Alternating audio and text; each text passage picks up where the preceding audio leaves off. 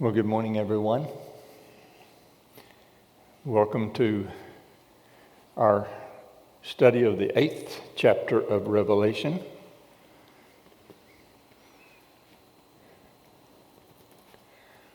I'm going to ask Mike to have a word of prayer for us, and then we'll get started.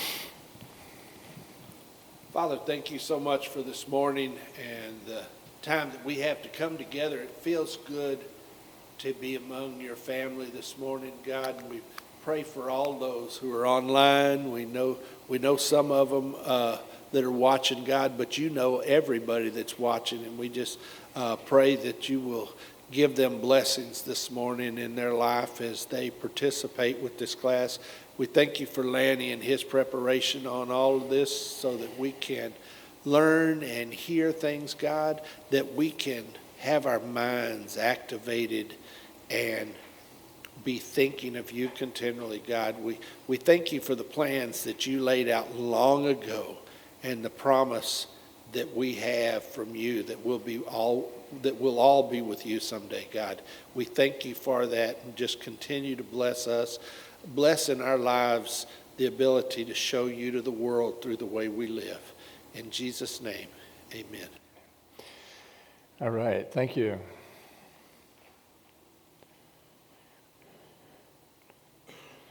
Well, we truly have a record attendance this morning in person. I don't think we have ever had a class in the auditorium when there were 12 people present.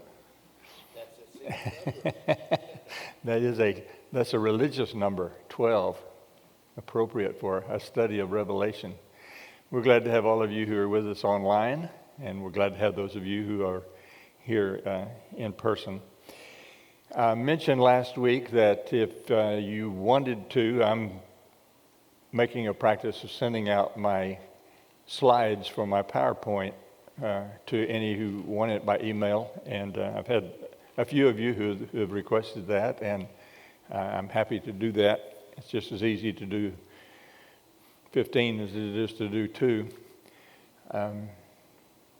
One thing about getting the PowerPoint ahead of the class, you can take a look at it and decide if you want to sleep late that day or not. I think as we go into the 8th chapter of Revelation, I want to give a little bit of a context again to the overall message of Revelation. We have a series now of 7 seals, 7 trumpets, and 7 bowls. We have finished the 6 seals. The 7th seal is opening, and the 7th seal will usher in the trumpets. We've gone through a period last week of the interlude, if you will, at the end of the first 6 seals. It seems as though the news was so overpoweringly frightening and bad that Jesus decided he needed to throw in a little bit of encouragement along the way, and he did that with the 144,000 and the innumerable multitude in heaven, and the promises and the blessings that all of that brings with it. I think as we look at the entirety of the book, of course we have the letters to the 7 churches. Those are kind of a category unto themselves, and we've been through that. But then as we get into the seals and the trumpets and the bowls, it still seems to me, and I know that there's not agreement on this, but it's where I am now, and I have a lot of company with me. It seems to me that we are having the demonstration, the telling of life events told 3 times, the same story 3 times. First with the seals, then the trumpets, then the bowls. And maybe there is even an escalation of the intensity as we go along. It seems like perhaps that's the case. So the seals are terrible, the trumpets are worse, and then the bowls are the ultimate devastation. But all of these stories are telling of the coming of the rise of Babylon and the battle of Armageddon and the final victory of the Lamb. I don't think that there's any doubt in very many people's mind that Babylon, to John and to the disciples in the first century, in the second century, was Rome and the Roman Empire. I think that's not universal. Nothing is universal, but as much as any idea of Revelation is universal, that is probably true. When we get to the 666, the numbers, most people are pretty much in agreement that the 666 represents Nero. And even though Nero is already dead by the time John is seeing this, if our timeline is correct, then he is being used as an example of what the mark of the beast is. And then when we get to the latter part of the book of Revelation and we see Babylon has risen and is in control, and we have this great battle of Armageddon. If you've been to Israel, as some of us have, I've stood on the Mount of Megiddo and looked across the Jezreel Valley over to Nazareth. Between Nazareth and Megiddo is what's now called the Jezreel Valley, but that is the Megiddo Valley. It is the physical location that John had in mind, Jesus had in mind when he mentions the Battle of Armageddon. If you want a physical spot, that's it. We, of course, see all of this in terms of the symbolic nature of it, the symbolism of it. But Jesus, growing up in Nazareth, could look out over the Armageddon Valley as he grew up. I do not believe that Revelation is a secret code book to predict the end of the world and the second coming of Jesus. All respect to Da Vinci and all of the people like Da Vinci, I don't believe that that's the case. I believe it's the telling of life as we live, as we know it now, and have since the time that Jesus presented the revelation. I think that it is a manual for Christians encouraging faithful, patient endurance with a full assurance of deliverance when all things are made right. I think it was specifically aimed for the Christians at the first century. I think that they could see specific applications to it. But I think the symbolism and the message of it is as true today as it was 1,000 years ago or 2,000 years ago, and as it will be in the tomorrows that are yet to come until Jesus comes again. I don't think it tells us when that coming is going to be. It could be tomorrow. That's always been the case, and it continues to be the case. Now I want to make a little bit of a bold statement, and it's not my statement. I'm taking it from our friends at the Bible Project, but it's appropriate and fitting with what I'm outlining here. Are you tracking with me? Do you understand what I'm saying? That these things are lived out over and over again in each generation. This kind of struck me when I read it in the Bible Project. Every human kingdom becomes Babylon. Every human kingdom will be faced with the battle of Armageddon and the fall of Babylon. It has repeated itself over and over again through history, and we could name them, some of them. But what's different about this statement is that it's not limited to this government or that government or this time in history or that time in history. The statement is that given time, every human kingdom becomes Babylon. And so we all are invested in the warnings of Revelation and the blessings and promises of Revelation. I hope that makes sense to you. I think it kind of puts everything into a neat little package and gives us a little bit better avenue for understanding all of these really strange symbols that we go through and will continue to go through.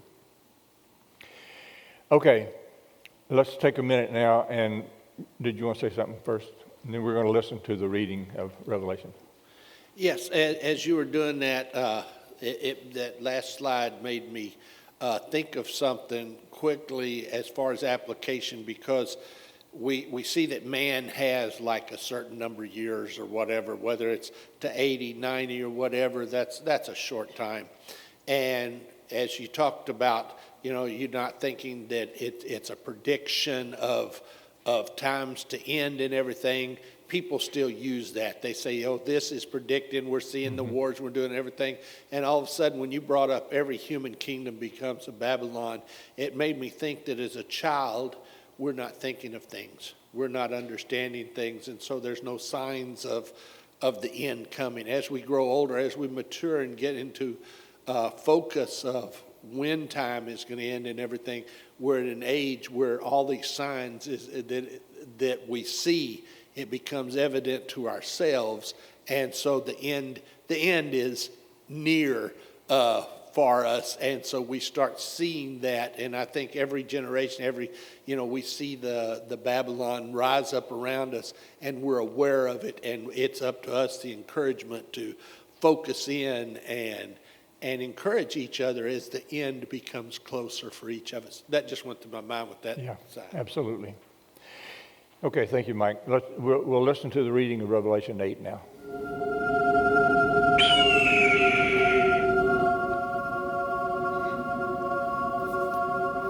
When the Lamb opened the seventh seal, there was silence in heaven for about half an hour.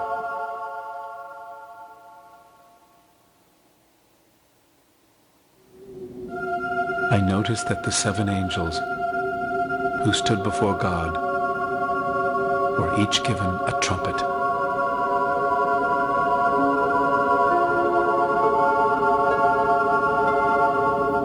Another angel, who had a gold container for incense, came and stood at the altar. This one was given a lot of incense to offer, with the prayers of God's people, on the gold altar in front of the throne. Then the smoke of the incense, together with the prayers of God's people, went up to God from the hand of the angel.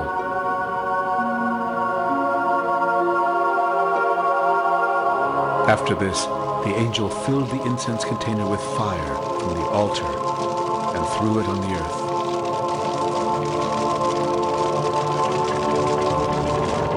Thunder roared, lightning flashed, and the earth shook.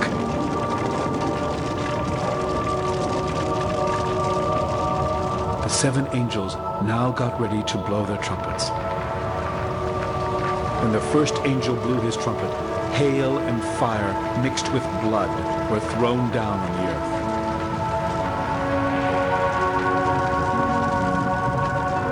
A third of the earth, a third of the trees, and a third of all green plants were burned.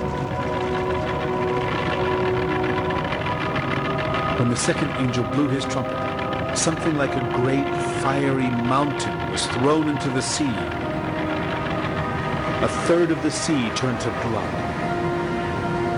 A third of the living creatures in the sea died, and a third of the ships was destroyed.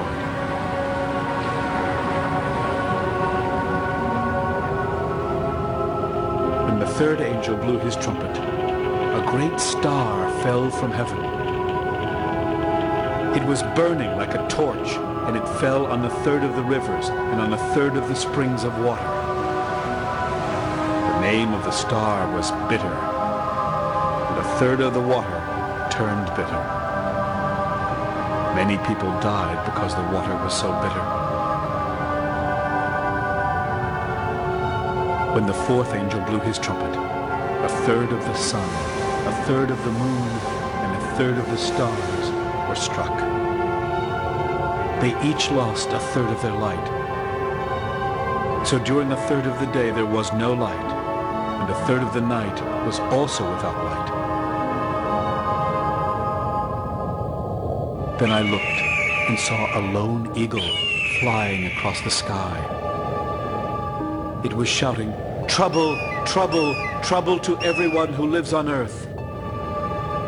The other three angels are now going to blow their trumpets.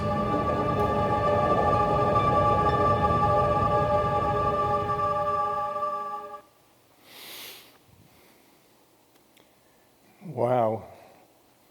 If the eagle is shouting, "You haven't seen anything yet," wait till you see the next three. That doesn't bode well.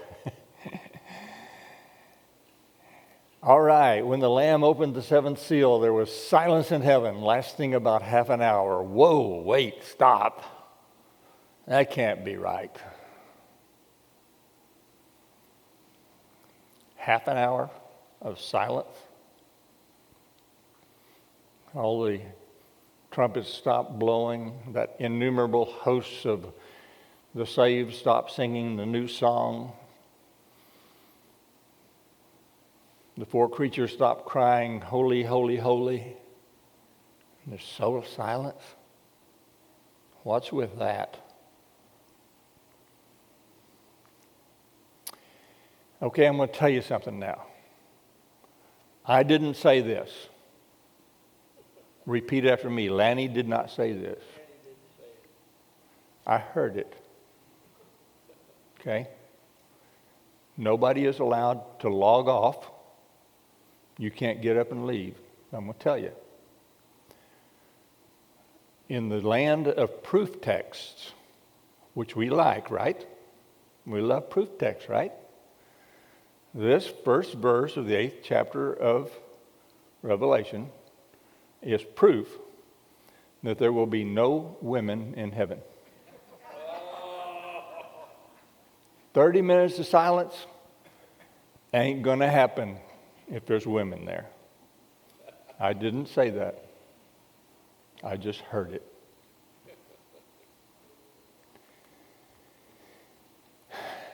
Silence is something that we don't have very much of intentionally in our lives. Some people do, and I think that there's great merit in it. Learning to be quiet with God, quiet before God. Zephaniah 1:7, be silent before the Lord God, for the day of the Lord is near. Zechariah 2:13, be silent all flesh before the Lord, for he is aroused from his habitation. There's a place for silence. So what was this silence about in heaven, this half hour of silence? Well, I'm not sure that I know, but there's some things we might theorize. Maybe it's just a demonstration of a very deep reverence and an awe before an awesome God. And there's certainly that impact to be had when we intentionally choose to be silent before God. And by silent, I'm talking about meditation, but one of the terms that's used for it by the people who practice these things is centering prayer, where you still your mind, you quiet your mind. You can't entirely not think. I'm sorry, you can't. But you can quiet it. You can dismiss it. And just to be open to the Holy Spirit, as you were talking about earlier, Mike. Or just be open in front of God. No expectation other than say, God, I'm quiet before you. I'm in your presence. I think we could also look at it as maybe in this instance, and this is probably nearer to what we have in this context, is that things are getting ready to get really dicey, very difficult.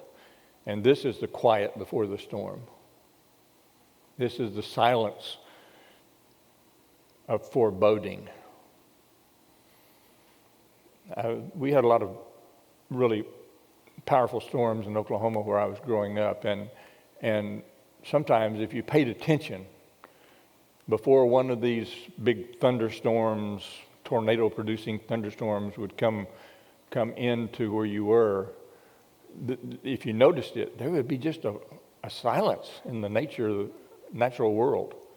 The birds would be quiet. Maybe the wind would stop. It was just silent, and you knew something's afoot. Something's getting ready to happen, and it did. Thunder and lightning and sometimes hail. Or maybe it's just symbolic of the ineffable bliss of heaven, impossible for mortals to comprehend. But whatever the case, here, just before we're getting ready to begin the pouring out or the sounding of the 7 trumpets, John sees this inexplicable moment of extreme, intense silence. There's some things that we might relate it to and some other passages we could look back at. Israel was silent for 6 days as they marched around Jericho, if you remember. And then the 7th day the trumpets blew and the walls fell down and everything got really, really serious. Psalm 62 says, "My soul waits in silence for God alone." Psalm 46, "Be still and know that I am God." That whole passage there from verse 1 through 11 has several parallels with the book of Revelation, if you look at that. And the one maybe that we're most familiar with, and the one we sing all the time, Habakkuk 2 and 20, "The Lord is in his holy temple. Let all the earth keep silence before him." I think we probably miss a real opportunity by not being intentional and setting aside a time to be silent before God. Just to sit quietly, still our thoughts, and let God be in our presence. There's also a little relationship here between this silence in heaven and the silence that's associated with Yom Kippur. You remember what Yom Kippur is? Yom Kippur is the great festival of atonement. This is the once-a-year occasion when the high priest takes the blood of the lamb and with great pomp and circumstance and ceremony goes into the Holy of Holies, the only time in the year that he goes into the Holy of Holies. The incense is filling the Holy of Holies, and he carries the blood in and sprinkles it on the ark. And there is a great amount of ceremony with that. There are exactly 7 trumpets that are blown throughout the day in anticipation of that. There are exactly 24 representatives of the nations of Israel, elders, if you will, who are permitted to enter into the inner court to witness the priests at work during this time of atonement, this Yom Kippur. And I think most significantly there was silence as the high priest entered the Holy of Holies. The whole congregation, the whole community maintained absolute silence while he was in doing the things that he did there in the Holy of Holies. So many of the songs of praise and prayers that are recorded in Revelations all have their counterpart some way or another in the temple proceedings, not just this, but in various temple proceedings. But this one, of the silence in heaven, lines up very nicely with the practice of the Yom Kippur, the Day of Atonement, the great Day of Atonement for the sins of the people. Well, I wanted to play a song about this time, and I wanted to have something to do with time, and I thought for a little bit about the Simon and Garfunkel Sounds of Silence, but I thought that might not be totally appropriate. So here's one you all know, and so think about time here as we listen to this.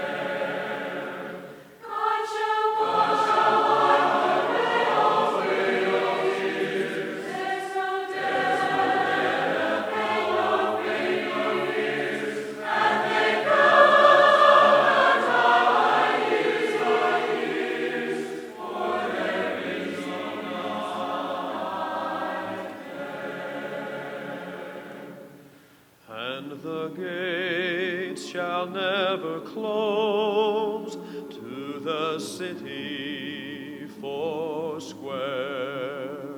Their life's crystal river flows, and there is no night there.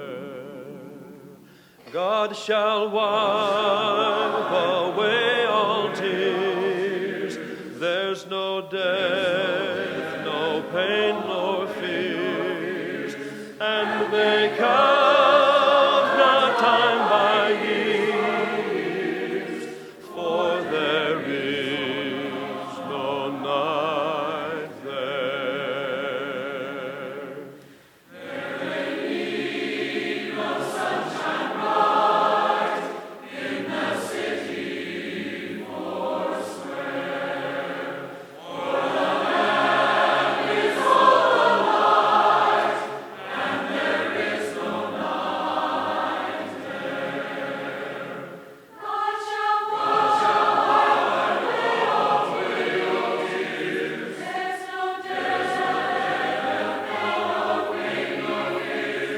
And they count not time by years, for there is no night there.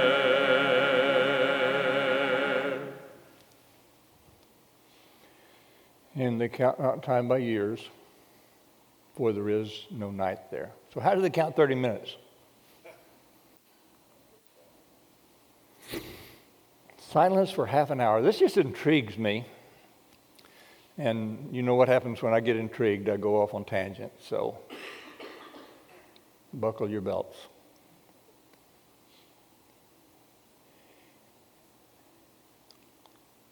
Just for fun. I know and you know that this is symbolic, right? Hebrew numerology, we're not talking about quantitative, we're talking about concepts.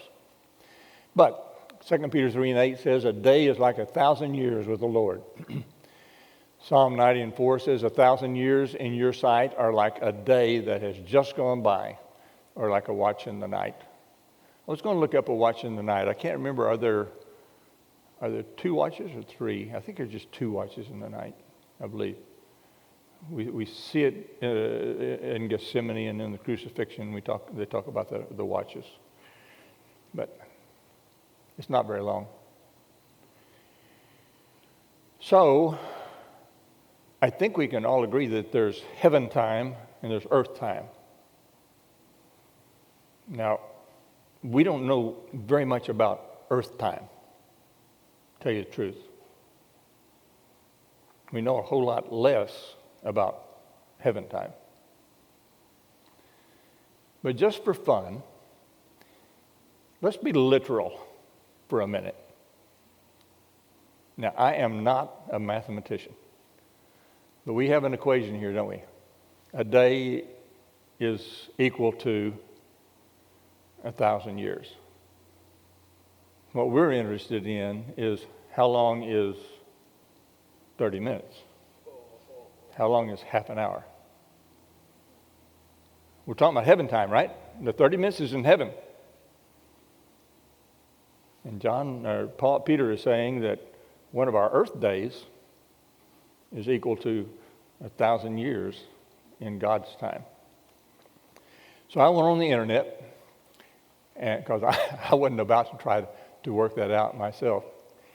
And I found a lot of different ways to work it out and came up with a lot of different answers. So don't blame this on me. I just am repeating what I found. So if one day is 1,000 years, how long is 30 minutes? There's the problem. So one day is 24 hours. So we're going to use the 24 hours and break it into that. So 1 hour is 1,000 divided by 24 is 42 years. And if that's an hour, then how long is half an hour? Well, it's 21 years, right? So what John saw was 21 years of silence in heaven.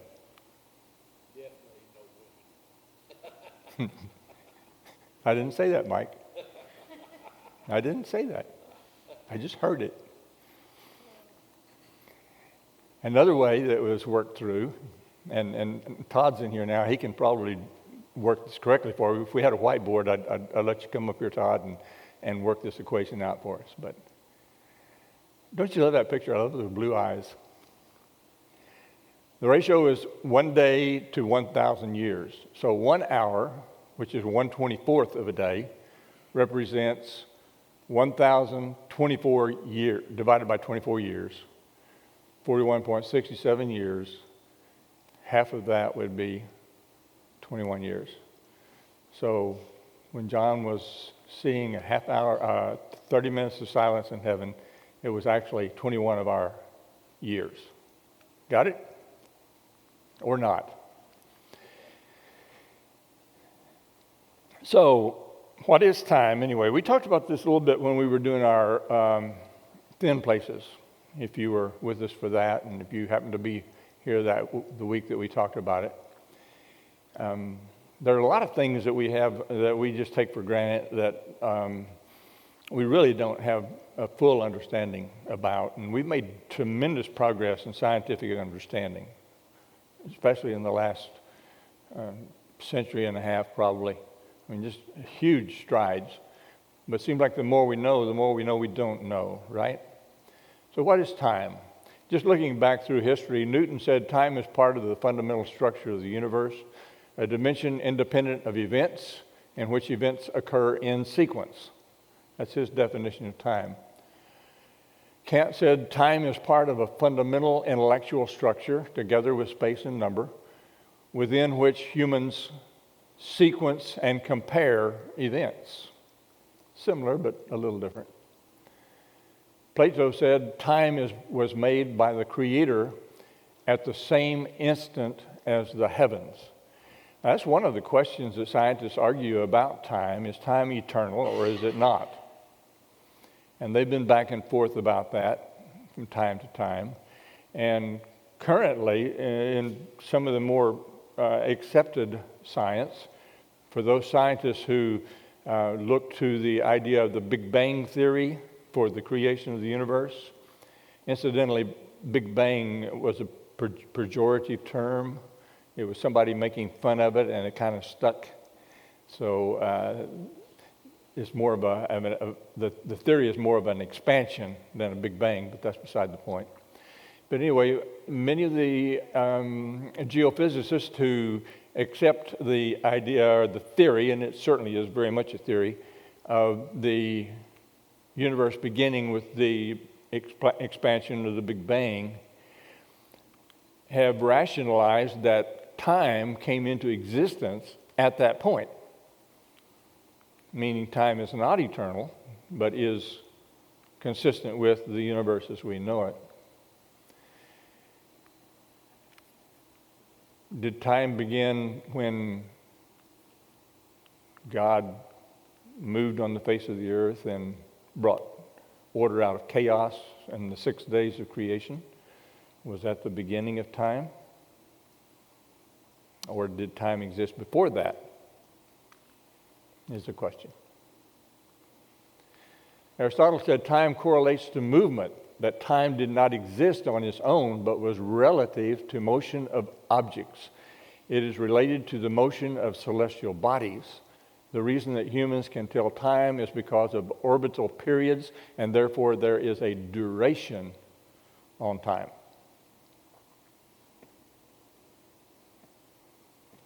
Augustine, when first asked about what time was, he says, I know what time is until you ask me to define it. Then he said, time is distinction of the mind by which we simultaneously grasp the past in memory, the present in attention, and the future by expectation. So what is time? Some physicists define time as the progression of events from the past to the present to the future. Basically, if a system is unchanging, it is timeless. We refer to things being timeless. Time can be considered to be the fourth dimension of reality. You used to describe events in our three-dimensional space. And I think that's a pretty commonly held concept, that time is a dimension unto itself. We have the three-dimensional world, length, breadth, and width, and then time becomes the fourth dimension in that. It's not something we can see, touch, or taste, but we can measure its passage. We have quite a few things that fit into that category, things that are quite common to us, but that we don't understand. Gravity. We can write formulas about gravity, we can define gravity, we can explain gravity, but we can't tell what causes it. Magnetism. The air. Is air a particle or is it a wave? Well, yeah. It's a particle when you need it to be that to prove your point, and it's a wave when you need it to be that to prove your point. Things are not as simple as they seem. I think Einstein's the one that's credited with saying that time is what clocks measure. And then he went on to talk about relativity, and that really messed it up. What prevents everything from happening at once? A linear continuum of instants. Certain period during which something is done. A continuum that lacks spatial dimensions. What prevents everything from happening at once? A linear continuum of instants.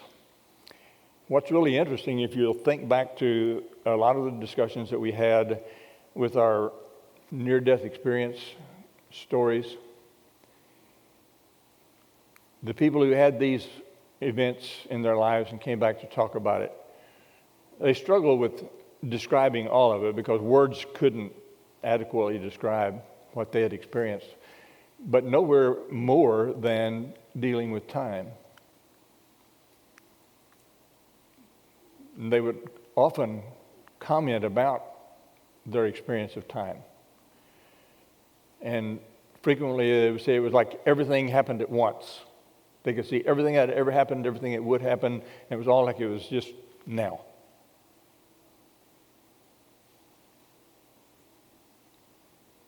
And yet, they would also say things like, well, I don't have any idea how long I was there. It seemed like a long time. And they may have been dead for a matter of seconds or minutes, but it seemed like a long time to them. So heaven time is interesting to theorize, but it's really, we can't grasp. We don't understand time here. We know the time here is got a lot of challenges to it, to understanding, because when you get into relativity and when you get into time in relation to the speed of light and time the way that your mind deals with it, if you get into a really dangerous, scary situation, if you heard about people talking about time just slows down, goes in slow motion, it's like you're in slow motion. That's the brain dealing with time, how it acts against time. Last week I had an opportunity to have a conversation over the internet with a friend of mine who's one of the singers with us in the Praise and Harmony recordings that we've been doing, and lovely, lovely lady. And this past year she had a heart procedure that went south, and she coded. She died on the table, and she came back with a fascinating near-death experience story, and I've got that now, and maybe when I've had a chance to digest it and edit it a little bit, maybe I'll share that with you. But we talked a good bit about what time was like in heaven, and trying to make some sense, some understanding of it. So we're ready for the 7 trumpets. But before the 7 trumpets sound even, we're going to have a little bit of serious wake-up call. Just to give you a little bit of introduction to this, the trumpets and the seals, there's a rather strong marked correspondence of arrangement between these two visions. The sixth seal was followed by an interlude of assurance with the 144 and the innumerable host.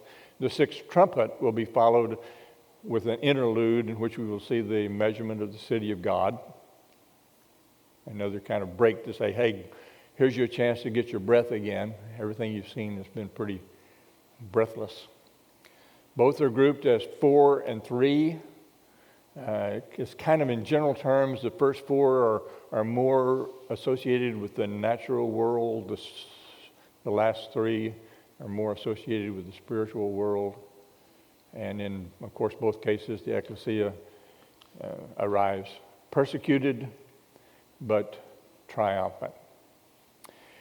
Both are for the encouragement and hope of the righteous. Some suggest that the seals were more about God's protection of the just through the punishment of the wicked. The trumpets are focused more on punishment of the wicked for their own actions. In the first set of events, the seals, God is protecting the just against the atrocities that are being brought to bear against them. The second group, the trumpets, he's just saying, this is what you've earned. Trumpets seem to be an answer to Revelation 6:10. How long, O Lord, holy and true, do you not judge and avenge our blood? And here's the answer as to how it will be. So the trumpets are sounding. I saw the 7 angels who were standing in front of God. They were given 7 trumpets. Trumpets, as you know, and when we talk about trumpets, we're talking about shofars, right? These are shofars. God seems to like shofars. Have you noticed that? Of course, he probably hadn't heard Rick try to blow one when he wrote all of this, so I'm not sure. Anyway, trumpets summon people together for worship. They summon people together for festival. All of the holy days were announced by shofar. They call people together for war. We mentioned, of course, Jericho, but there are many, many other instances. They were an integral part of every day. They called people to the time of prayer, to the time of sacrifice. Shofars are just a basic part of all of that. Joel 2:1 says, blow the trumpet in Zion, sound the alarm on my holy hill, let all who live in the land tremble, for the day of the Lord is coming. It is close at hand. In Numbers 10:10, blow the trumpets in time of gladness, sounding them at your annual feasts. And at the beginning of each month, blow the trumpets over your burnt offerings and peace offerings. The trumpets will remind your God of his covenant with you. I am the Lord your God. When you blow the trumpets, God will hear it and say, oh yes, I remember. I have a plan for you, for your good. And I will keep my promise. Well, our time is up. And next week we're going to get into this very, first of all, brief interlude preparing for the sounding of the first trumpet. And then we'll get into the trumpets in chapter 8. Well, thank you for your attention, for your presence. And we've surpassed our 12 count. We're up double that, I think. So we're doing really good today, and we're happy for all of those of you who are with us online. Wish for all of you a very happy and prosperous, good week. God bless.